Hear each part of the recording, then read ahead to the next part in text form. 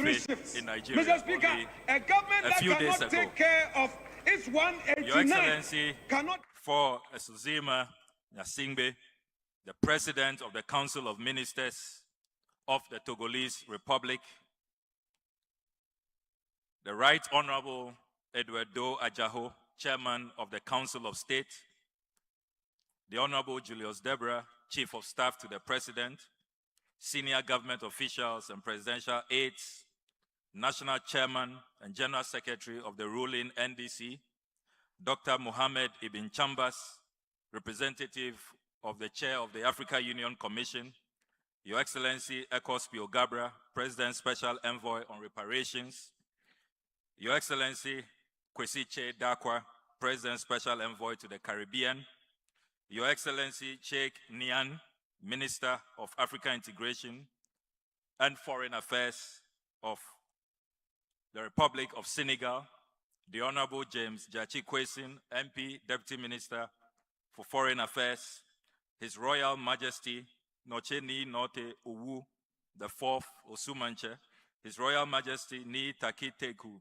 Churu the Second Gamanche, Nana Dr. SKB Asante, representative of the Otumfuo, honorable members of Parliament, the Dean and members of the Diplomatic Corps and heads, representatives of international organizations, Chief Director officials of the Ministry of Foreign Affairs, Kofi Ochredakon, Presidential Advisor on Diaspora Affairs, distinguished traditional leaders from all over Ghana, Mr. Stephen Isaac, Chairperson of the Genocide, Apology and Reparations Technical Committee of Namibia, Mr.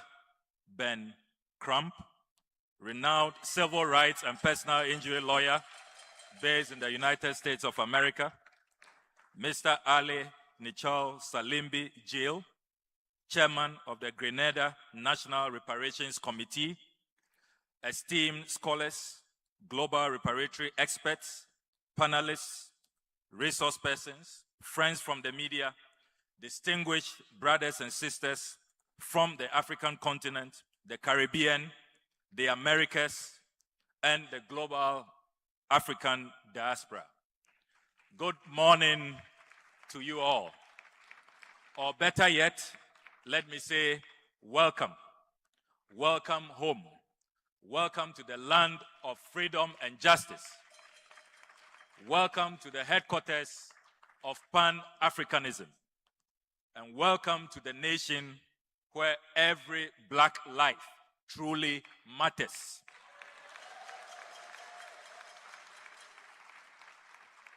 It is an honor for me to welcome you all to the Diaspora Summit 2025, which is being held under the distinguished leadership of the President of the Republic of Ghana and African Union's champion for reparations, His Excellency John Dramani Mahama. While the overarching theme of this summit is, quote, resetting Ghana, the diaspora as the 17th region, unquote, today's symposium will focus on a profound and urgent call, the call for reparations, and it will progress under the theme, reclaiming the African future, the quest for reparative justice and healing. Your Excellencies, ladies and gentlemen, today's event is more than a gathering. It is more than a homecoming. It is a reunion, a reconnection of destinies. Our presence here today, each and every one of us, is the answer to a desperate prayer of an ancestor. A prayer spoken in the compounds and villages where those who had been stolen once lived and were loved, or in the dungeons of one of the several fortresses where enslaved people were held. A prayer spoken on the ships that were set sail across the Middle Passage with human beings as cargo. Human beings who were once mothers, fathers, sisters, and brothers. Human beings who were once free. A prayer spoken on the sugar estates and ingenious in the Caribbean, in the mines and fazendas of South America, or on the cotton and tobacco fields and plantations of North America. We here today are the answers to those prayers. We are bound by a shared history and the spirit of resilience. We are committed to reshaping a better future for Africa and for all people of African descent. We have come together to deepen the global conversation that is currently being held on confronting historical and contemporary injustices through reparative justice. But more than that, we have come together to find solutions. Over the course of the past 4 centuries, there have been numerous attempts to separate us. They have all ultimately failed because here we are.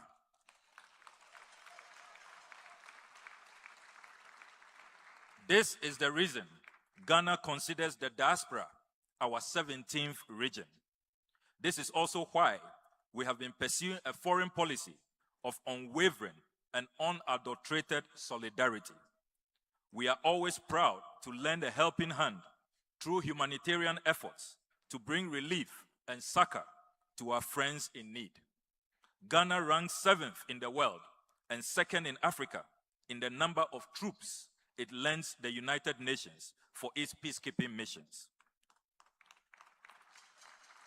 This year, under the guidance of President John Dramani Mahama, we were delighted to be able to expand our humanitarian efforts and extend support to Palestine, to Sudan, to Cuba, and to Jamaica.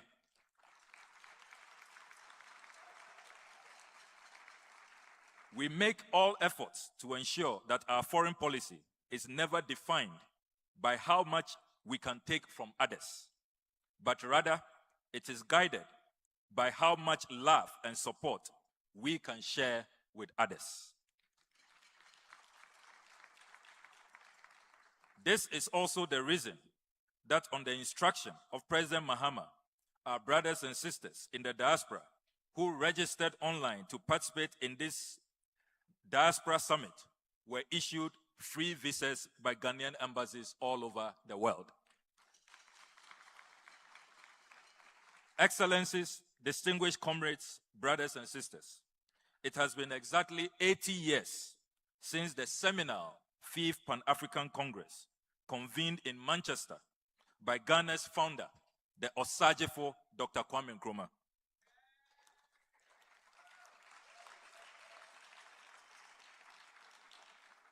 I see you want to hear that again. By Ghana's founder, the Osagefo Dr. Kwame Nkrumah.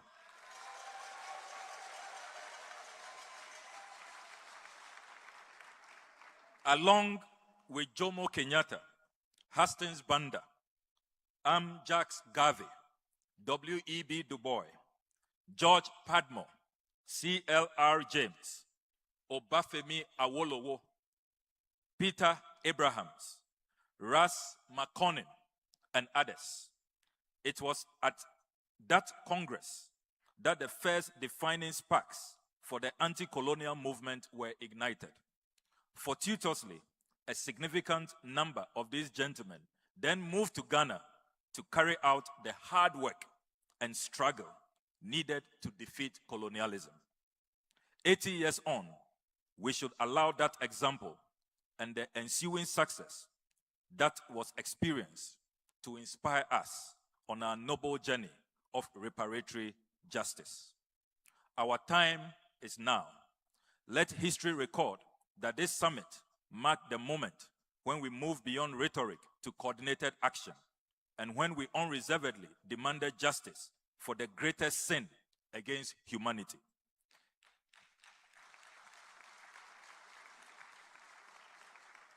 In so doing, we honor our ancestors by insisting that their plight be recognized, that their pain and suffering be remembered, and that their dignity be restored. We may be the answers to the prayers of our ancestors, but our children will be the beneficiaries of our refusal to be defined by the wounds of the past, and our strength to join forces as one global African family with a collective purpose. Together, let us reaffirm that Africa's rise is not only inevitable, it has already begun here in Accra. I thank you very much.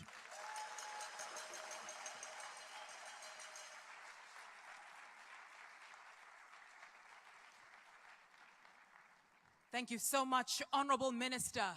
And in the spirit of celebration, may I also have a powerful round of applause for all the women who are sitting here today. Ghana is also home to where women are increasingly being prioritized. And I am so glad that my Honorable Minister of Tourism here has also just been mentioned and announced as the AU Chairperson for Youth, Sport and Culture. Honorable Jifa Gomashi, we celebrate you. Ladies and gentlemen, we quickly go into a collective of solidarity messages being individually delivered by outstanding citizens, outstanding individuals, not only on the continent, but also taking the name Africa around the world. Without any further ado, please bring to the stage with a powerful round of applause the chairperson of the Genocide Apology and Reparations Technical Committee of Namibia. Please warmly welcome Mr. Stephen Isaac.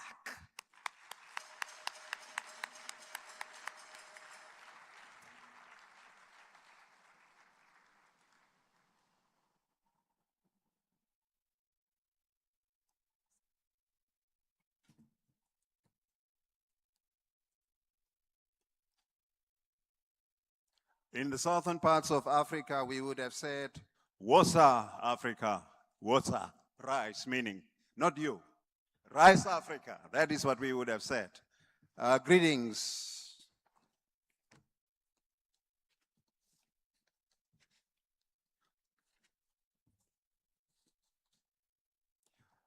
Director of Proceedings, Your Excellency John Dramani Mahama, the host, and President of the Republic of Ghana, Your Excellencies, leaders present here, ambassadors, high commissioners, senior government officials, traditional leaders, community leaders, distinguished invited guests, fellow participants, members of the media.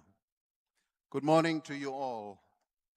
I'm pleased to recognize and thank His Excellency President Mahama of Ghana for hosting this important summit, which calls for reparations for Africa and the people of African descent.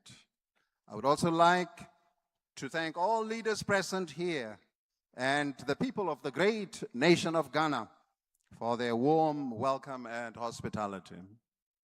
I am today standing in for Her Excellency Dr. Netimbo Nandi Ndaitwah, President of the Republic of Namibia, who was looking forward to be present here today in person, but could not due to equally important commitments at home.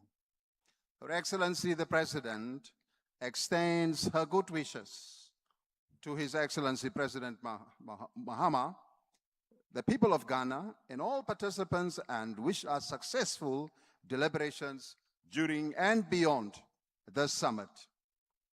Allow me to begin by paying homage to this great country of Ghana, which has over the years been involved in the continental initiative for reparations for Africa and the people of African descent. The legacy of colonialism, apartheid, and systemic injustices that Africa went through centuries cannot easily be corrected. Neither can the impact of decades-long injustices be easily reversed. The continent continues to suffer from the lasting impact of colonialism, which exploited our economies, resources, altered our cultures, traditions, norms, and values.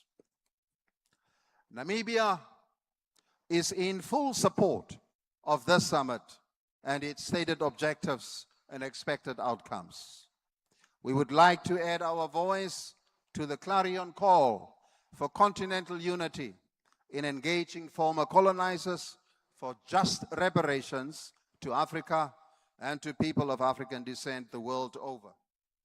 I'm pleased to share with you that in recognition of the significant role and contribution of the diaspora towards national development, that in early 2021, the government of the Republic of Namibia, through a cabinet decision, directed the initiation of the process towards the development of a national policy on the Namibian diaspora.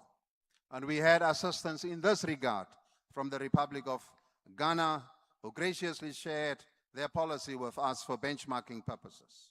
A technical committee was subsequently established within the Ministry of International Relations and Cooperation to implement the cabinet decision.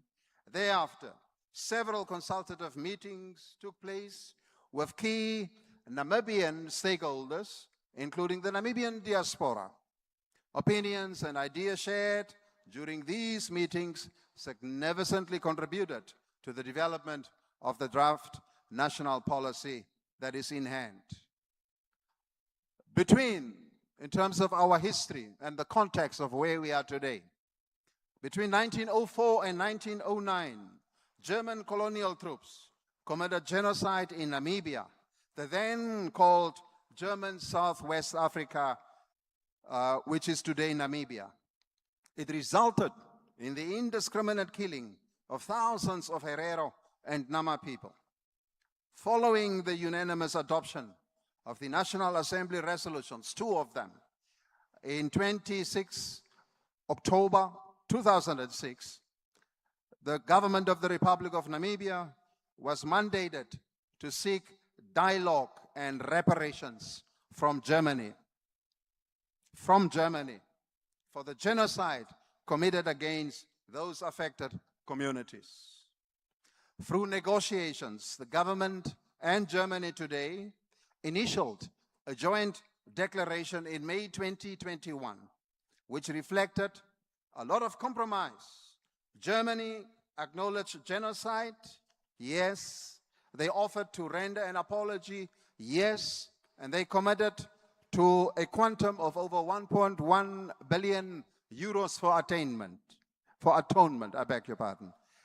The tabling of the joint declaration in the National Assembly was followed by extensive debate in the House and in the public domain. Members of Parliament raised concerns over German resistance towards the actual reparations, aiming at a grant rather, and after successive engagement, Germany finally agreed to an addendum which was then incorporated in the joint declaration. Speaking to the gains that we have made through the over 10 years negotiations, I can confirm today that 2 distinct programs will be running once the joint declaration and the concomitant agreements are signed. One on reconciliation, the second one on reconstruction. The reconciliation program will speak to memory and remembrance and reconciliation, research and education, including scholarships, culture and language, youth encounters and exchanges, intergenerational exchanges and dialogue, psychosocial support, trauma counseling, and the like. The reconstruction program will focus on infrastructural development and related developmental programs. As I conclude, Germany's acknowledgement of genocide and its commitment to an apology and atonement constitutes a historic milestone. However, Namibia continues to insist that reparations must carry both symbolic and material weight beyond development assistance.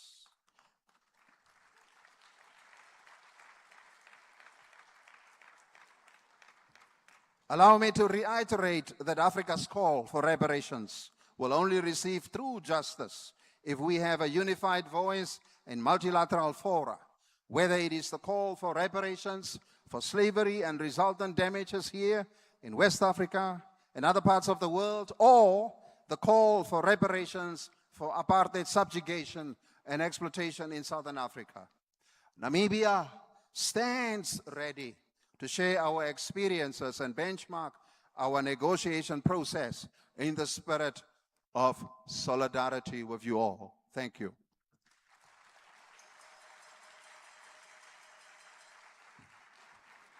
Ladies and gentlemen, as Mr. Stephen Isak takes his seat, may we now warmly welcome the AU High Representative for Silencing the Guns. Please give a round of applause to Dr. Mohammed bin Chambers.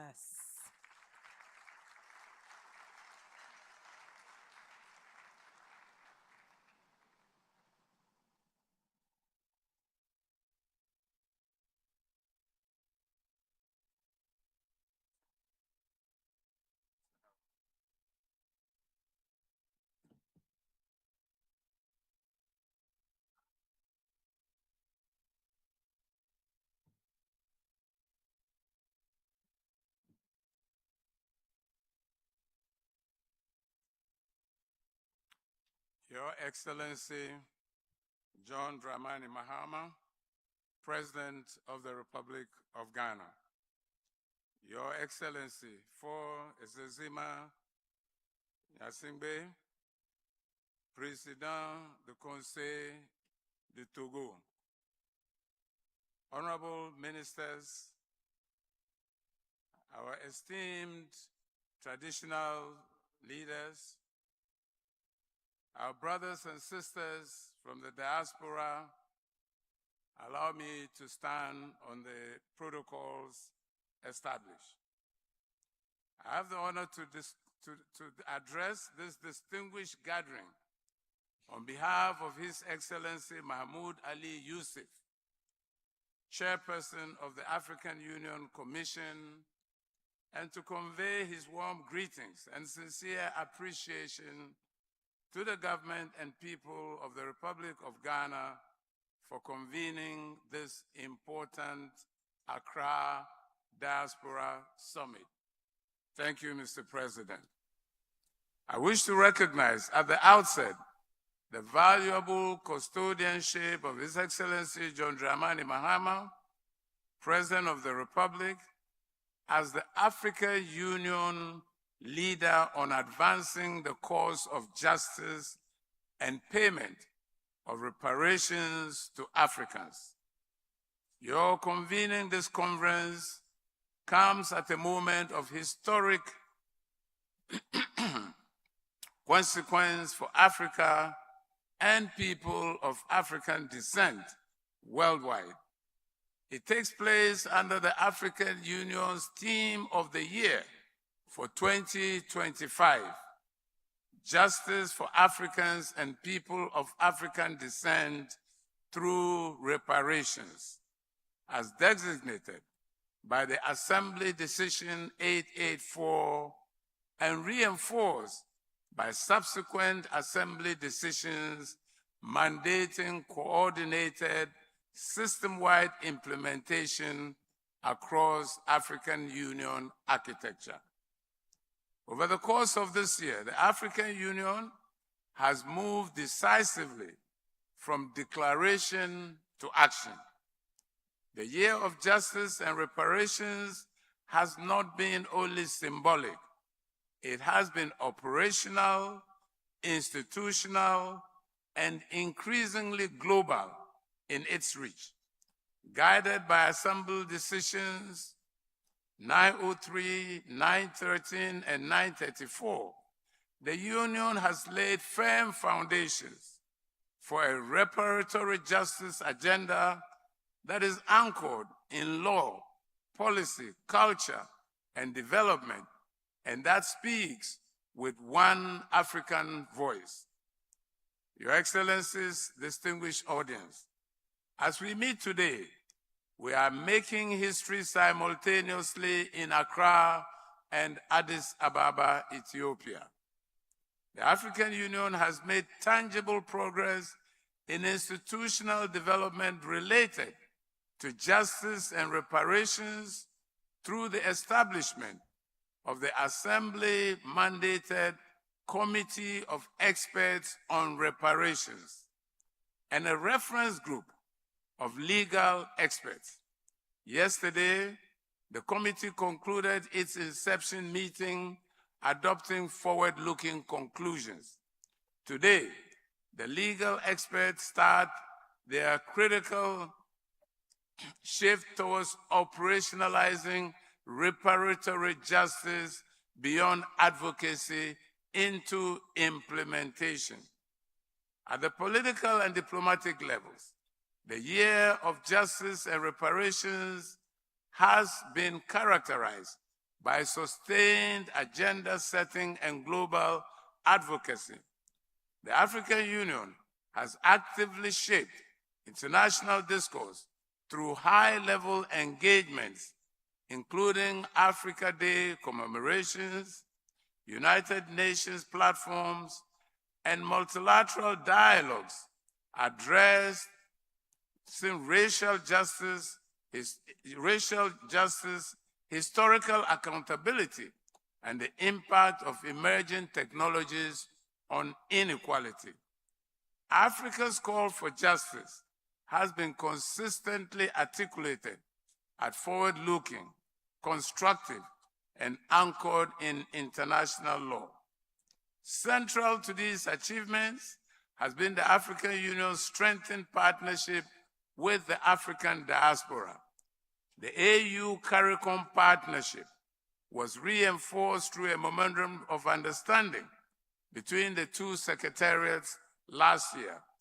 This year, the second Africa CARICOM Summit on September 7, the first one to meet in person, adopted the Addis Ababa Declaration on Transcontinental Partnership for Reparatory Justice.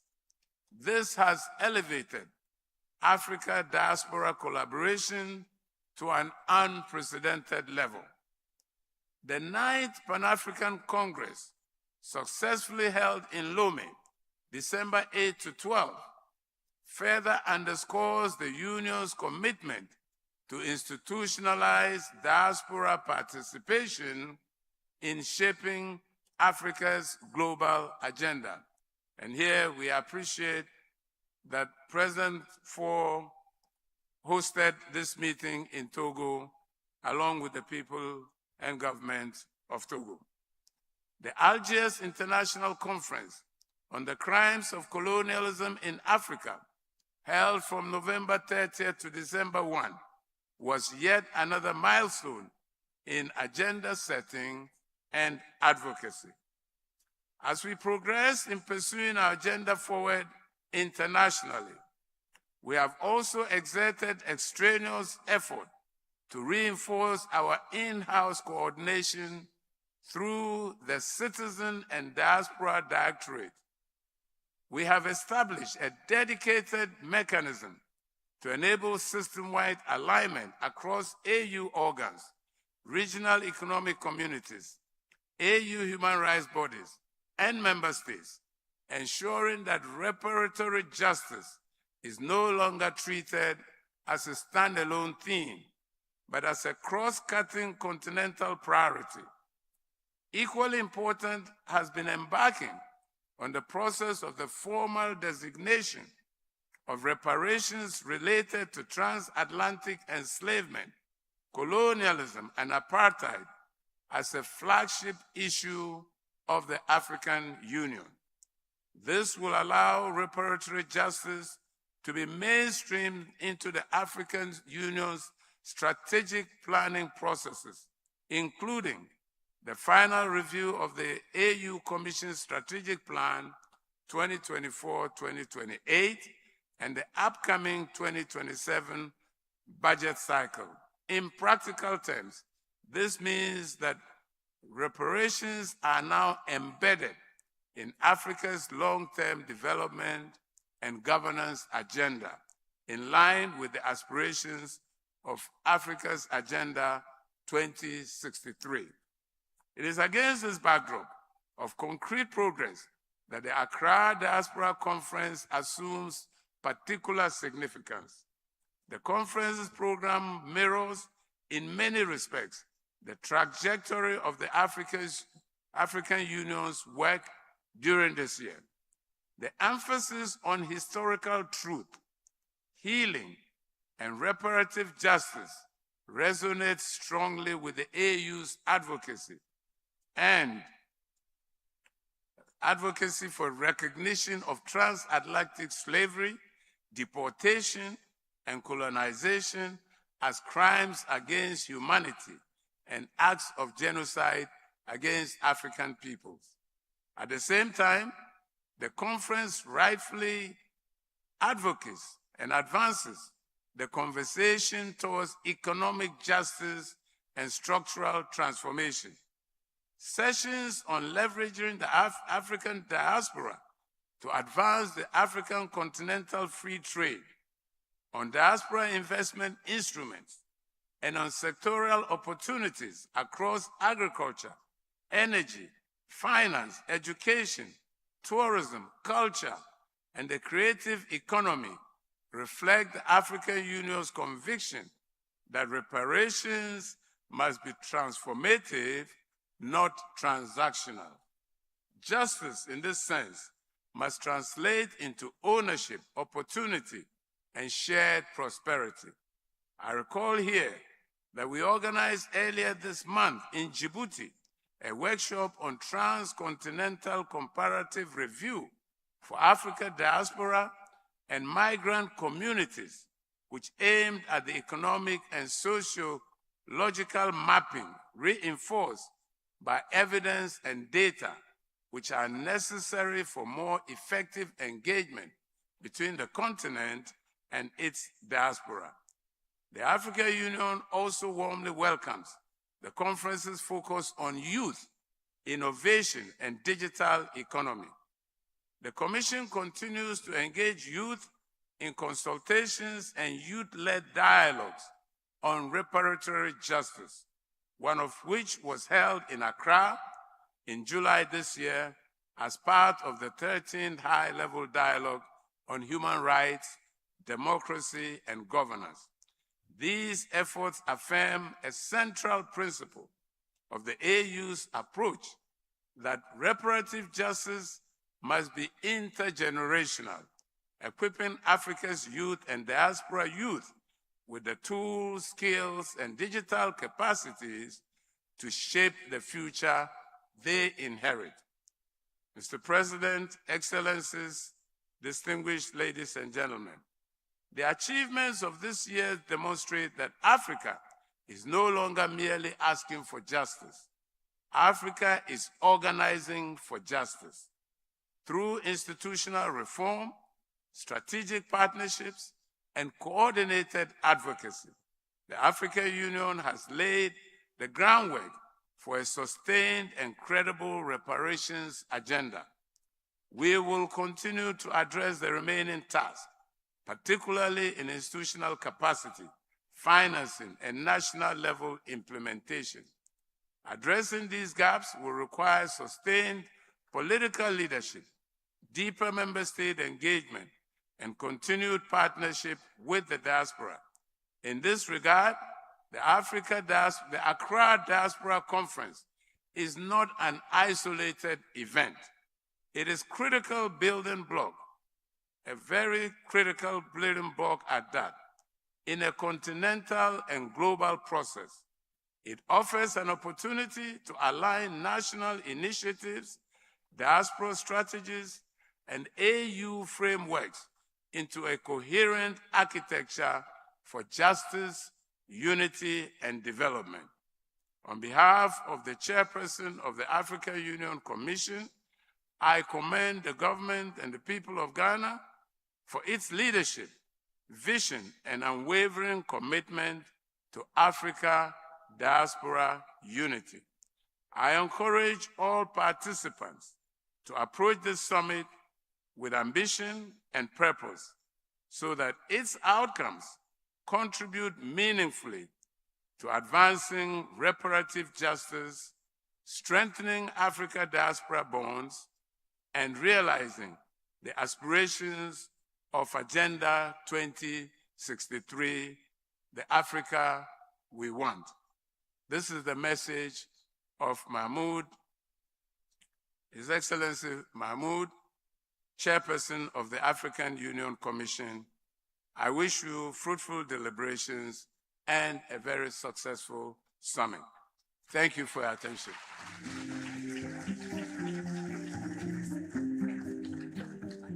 Ladies and gentlemen, celebrated His Excellency Dr. Mohammed Ibn Chambers reading a message on behalf of the AU chairperson. Please, another round of applause. Thank you.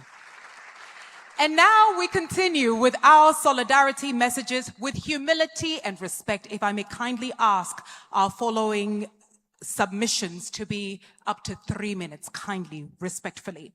Can we kindly have Mr. Arlie Nisho Salimbi Gill, who is the chairman of the Grenada National Reparations Committee, here to share for 3 minutes. Thank you, sir.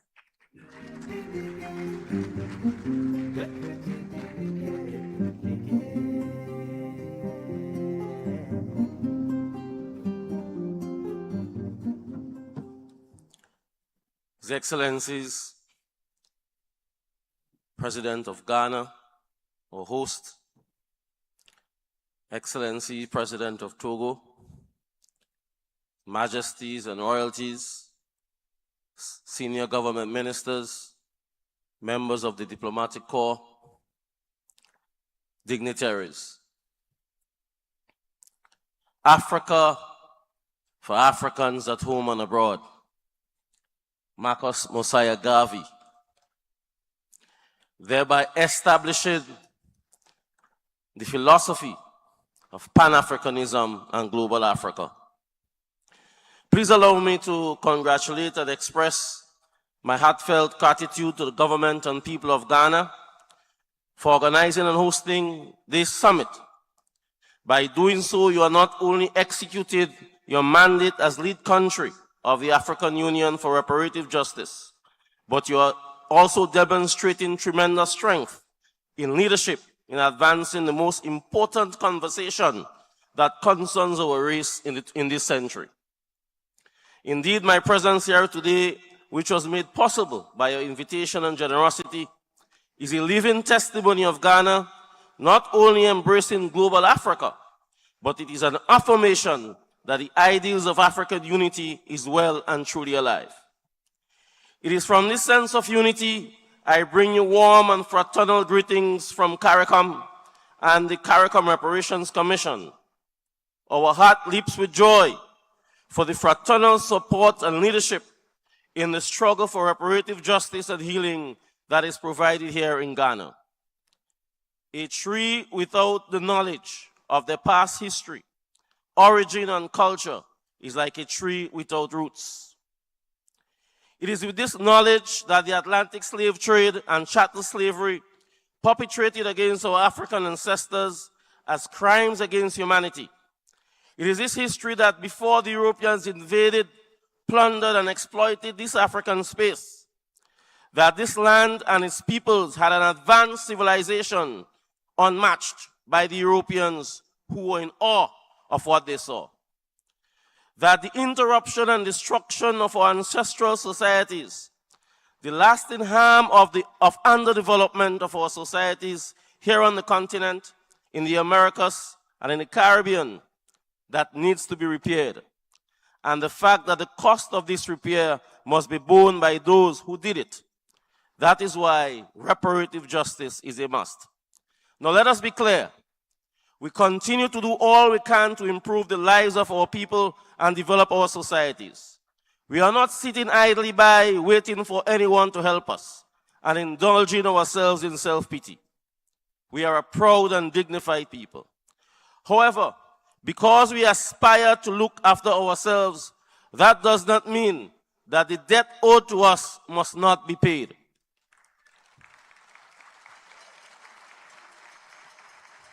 We demand that just as the Germans have paid and continue to pay their debt to the Jews, so too the Europeans must pay their debt to Africa and Africans.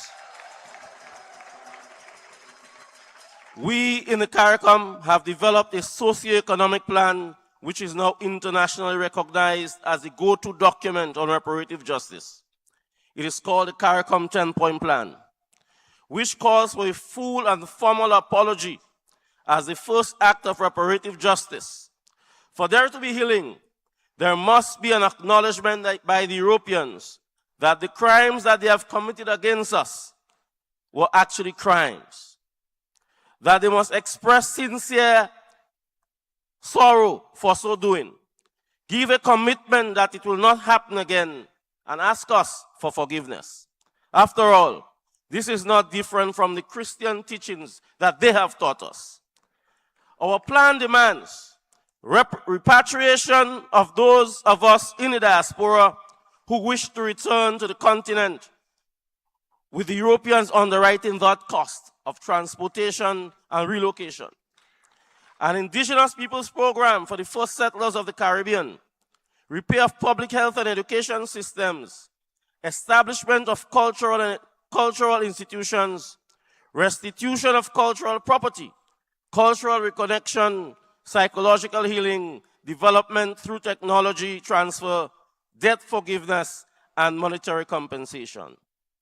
Mr. President, we note with great satisfaction, uncontrolled excitement, and great expectation your pledge to file a motion in the United Nations to have slavery declared as one of the greatest crimes against humanity. Let us see who will dare to say that this is not so. We note also your bold and courageous advocacy for restructuring the United Nations Security Council so that Africa can have a permanent seat. Speaking truth to power, that the current arrangement is outdated and unjust. Your call to reform the global financial system because it is rigged against Africa. And I dare to add, it is rigged against non-white countries and peoples. These old colonial structures, Mr. President, were not only designed to keep powers in the hands of a few countries. It is fundamentally anti-black and racist. And we must call it out for what it is. Colonialism ensured that while we secured our independence as states, that they will control global power through political structures and wealth. They still do not see us as equals. They refuse to admit the wrongs they committed against us, and they are determined not to compensate us either.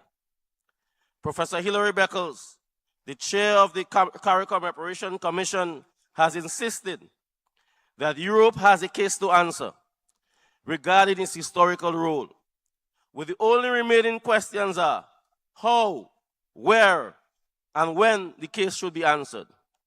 Mr. President, you have added your voice. Africa's call for reparative justice is no longer a whisper. It is a unified demand.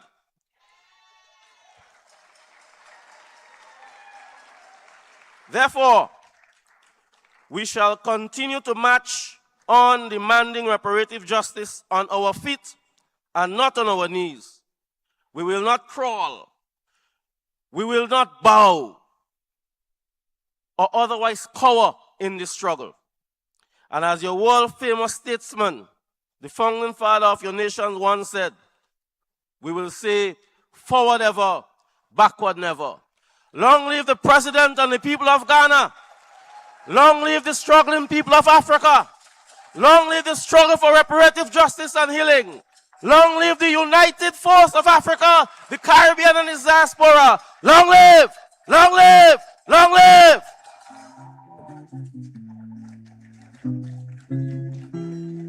Thank you so much. Thank you very much, Mr. Jill. All right. And now we move on. May I kindly have your attention, please, please, please, please, please. Thank you, thank you, thank you. All right, ladies and gentlemen, we will have a lot of time for music and dance. Now let us get through the opening ceremony. But of course, allow me to say that in that energy, I also want to acknowledge the presence of the daughter of Osachiko, Dr. Kwame Nkrumah, Ms. Samia Nkrumah. Thank you, thank you, thank you.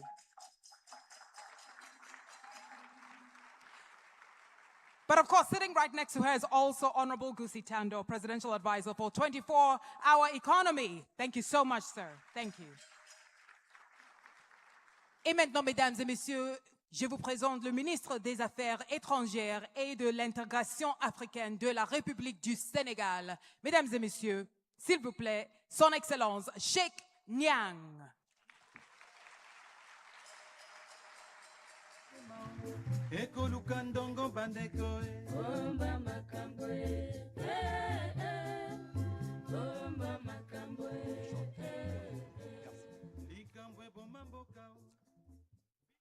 Your Excellency John Dramani Mahama, President of the Republic of Ghana, Excellence Faure Gnassingbé, Président du Conseil des ministres de la République togolaise, traditional leaders, ladies and gentlemen, all protocols observed.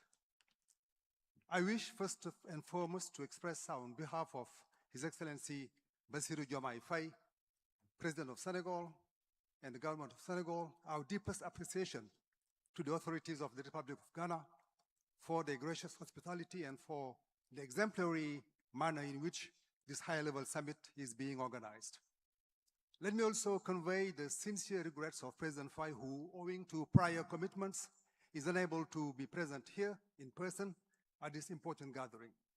He nonetheless requested me that I assure his brother and friend, His Excellency John Dramani Mahama, of the paramount importance he attaches to this initiative, as well as of his unwavering support for its objectives and anticipated outcomes. Senegal warmly welcomes the convening of this strategic summit devoted to the Ghanaian diaspora, recognized as the 70th region, and rightly positioned as a cornerstone of Ghana's national reset agenda. This enlightened and forward-looking approach gives full and due recognition to the diaspora's multifaceted contributions to the advancement and prosperity of the Ghanaian nation. In this spirit, President Faye wishes to reaffirm his full and resolute support to this initiative, which he regards as a major strategic instrument for the consolidation and deepening of ties between Africa and its diaspora. Senegal therefore commends the organization of this event, which reflects an ambitious, inclusive, and forward-looking vision, and which unequivocally recognizes the diaspora as a structuring and transformative force in Africa's development trajectory.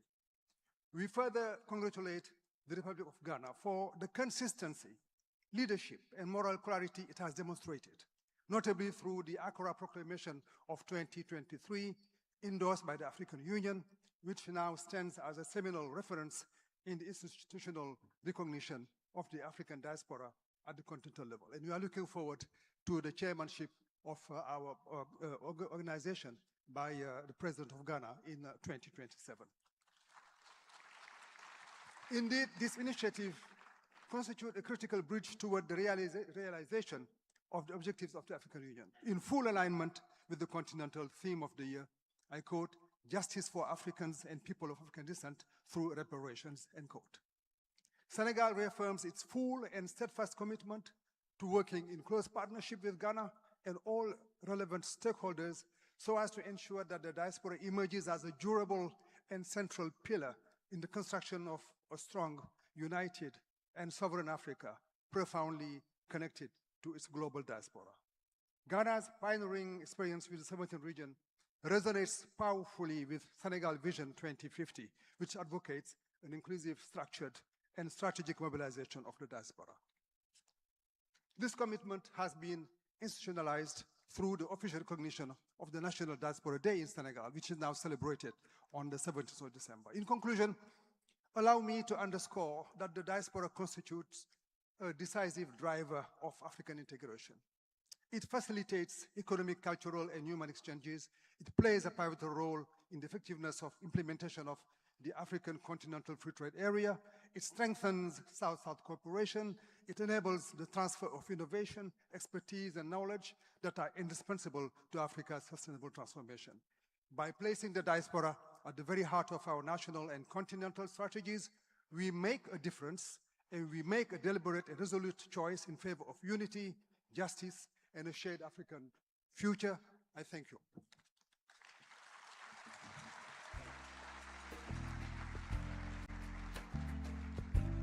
Thank you, sir.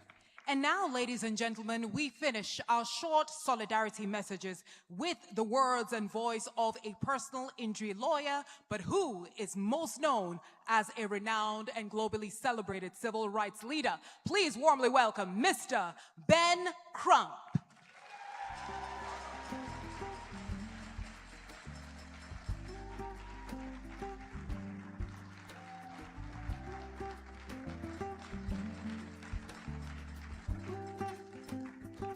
Good morning, sisters and brothers. To Your Excellency, President of the Republic of Ghana, His Excellency John Dramani Mahama, to honorable ministers of state, majesties and royalties, esteemed traditional leaders, representatives of the African Union and the United Nations, to my Ghanaian sisters and brothers, Her Excellency Dr. Erica Bennett, American businessman George and Tim, Maurice Cheatham, KOD, Natalie Jackson, Arian Simone, and Ajua Ashama, and to my brothers and sisters of the global African family.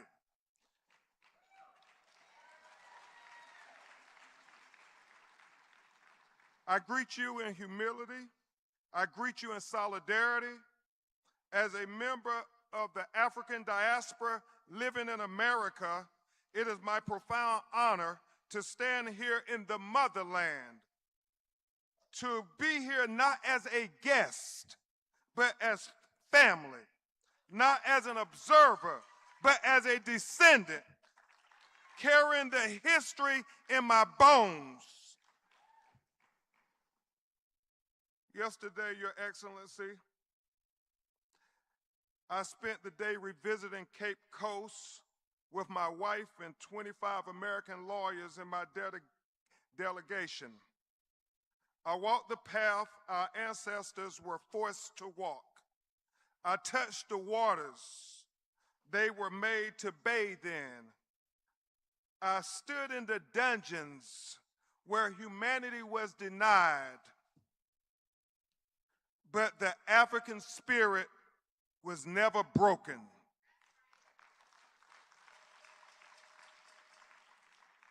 And then I stepped through the door of no return. But unlike our ancestors, I was granted the privilege they never knew. I walked back through the door of return. And above that door were the words that changed me. It said, "Welcome back home."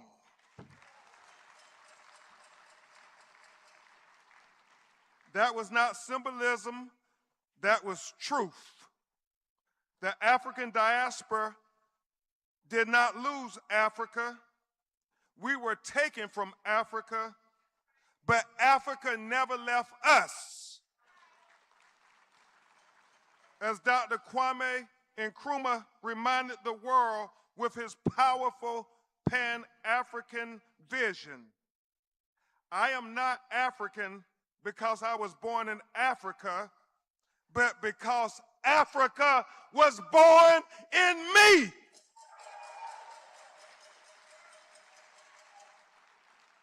Africa was born in our resistance. Africa was born in our survival. Africa was born in our insistence on dignity and justice and repair. I stand before you as the civil rights lawyer who championed justice for Trayvon Martin, the 17-year-old Black American in 2012, who was walking home with his hoodie and a bag of Skittles and a can of iced tea, and was racially profiled and shot and killed by a neighborhood watch volunteer. And President Barack Obama said, if I had a son, he would look like Trayvon. I stand before you as the civil rights lawyer who represented Breonna Taylor, our sister in Louisville, Kentucky, who the police kicked in her front door at 1 o'clock in the morning, executing a no-knock warrant, and mutilated that young princess's body with 8 bullet holes while she was practically naked in her own home. And I stand before you as the civil rights lawyer who championed justice for George Floyd, who was killed in Minneapolis, Minnesota, with a police officer knee on his neck for 9 minutes and 29 seconds while he said, "I can't breathe," 28 times. And the whole world said, until we get justice for George Floyd, none of us can breathe.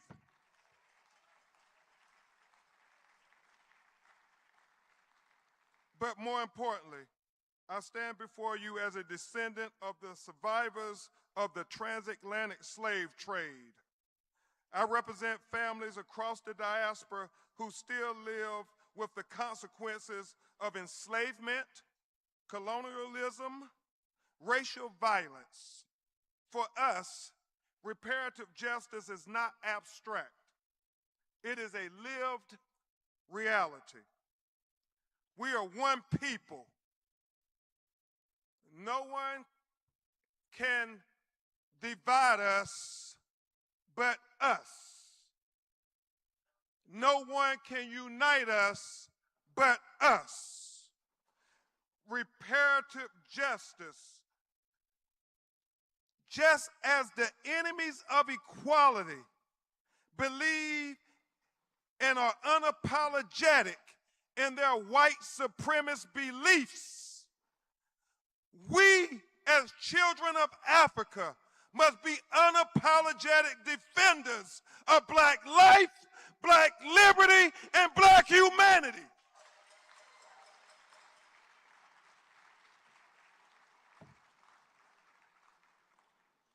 Reparations are not charity. They are not symbolic gestures. They are not moral. They are a moral and legal obligation owed for centuries for our stolen labor, our stolen land, our stolen resources, our stolen lives, and our stolen futures. I so humbly thank His Excellency, President John Dramani Mahama, for that historic speech in New York City at the United Nations. I applaud you. We stand for you for that historic proclamation on behalf of all of Africa.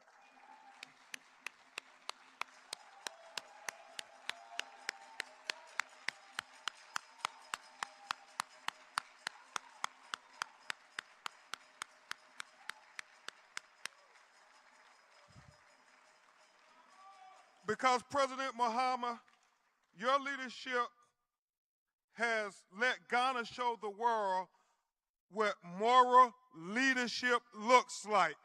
And we need it now today more than ever.